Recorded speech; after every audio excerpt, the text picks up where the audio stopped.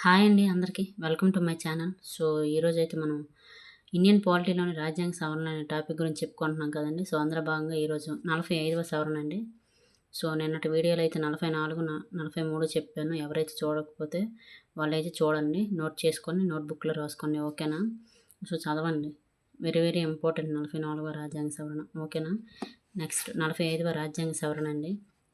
ఇది 25 జనవరి 1980 చేశారనమాట. సో ప్రకటన 334 సవరణ అయితే చేశారు ఇందులో. అలాగే దీని యొక్క ముఖ్య ఉద్దేశం ఏంటంటే పార్లమెంటు మరియు శాసనసభలలో ఎస్సీ, ఎస్టీ మరియు ఆంగ్లో ఇండియన్లకు మరొక 10 సంవత్సరాల రిజర్వేషన్ అయితే పొడిగించారండి ఈ 45వ రాజ్యాంగ సవరణ ద్వారా, ఓకేనా, గుర్తుపెట్టుకోండి. నెక్స్ట్ 46వ రాజ్యాంగ సవరణ 2 ఫిబ్రవరి 1983, ఓకేనా. సో ప్రకటన 249, 286, 366 మరియు షెడ్యూల్ 7కు సవరణలు అయితే చేశారు, ఓకేనా.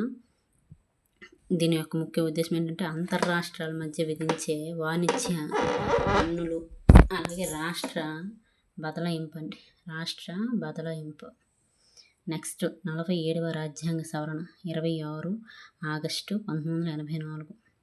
సవరించబడిన షెడ్యూల్ ఏంటంటే 9.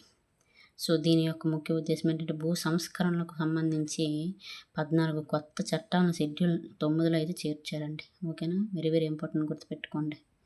నెక్స్ట్ 48వ సవరణ అండి. 48వ రాజ్యాంగ సవరణ ఇది 26 ఆగస్టు 1984 చేశారు. సో సవరించబడిన ప్రకరణ ఏంటంటే 356.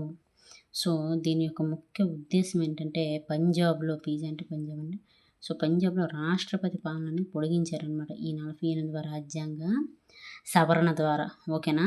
నెక్స్ట్ 49వ సవరణ 11 సెప్టెంబరు 1984. సో దీంట్లో సవరించబడిన ప్రకటన అంటే 244. సో దీని యొక్క ముఖ్య ఉద్దేశం ఏంటంటే త్రిపుర రాష్ట్ర శాసనసభలకు త్రిపురలోని గిరిజన పరిపాలనపై చట్టాలు చేసే అధికారం కలిగి ఉంటుంది. నెక్స్ట్ 50వ రాజ్యాంగ సవరణ.